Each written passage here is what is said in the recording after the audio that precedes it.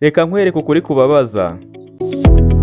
Hari abantu bazapfa ari abakene, atari ukubura amahirwe, ahubwo ari ukubera ko babwiye mu buzima bw'abandi. Buri gitondo urakanguka, ikintu cya mbere ni ugufata telefone. Ntushaka akazi, ntushaka kwiga, ntushaka igitekerezo cyaguteza imbere. Icyo ushaka ni ukumenya ngo uyu yaguze iki, uyu bakundana ninde, ese amafaranga yayakuye he? Ariko reka nkubaze, ubuzima bwe bukungura iki wowe kubumenya? Ese kubuza amabanga y'abandi hari n'igiceri na kimwe byongera kuri kote yawe?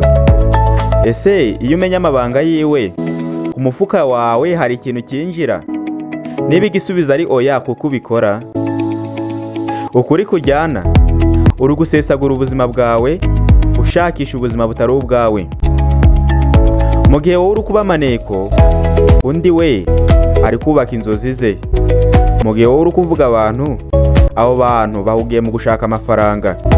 Nukomeza gutya, uzabyuka umunsi umwe usanga imyaka yashize, ariko nta kintu na kimwe ufite cyo kwerekana mu buzima.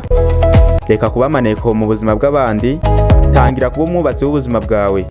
Niba ubu butumwa bugukoze ku mutima, busangize n'umuntu uzi uhora ahugiye mu buzima bw'abandi, uraba umufashije kwikura muri ako kaga. Kora follow kugira ngo tubane iminsi yose.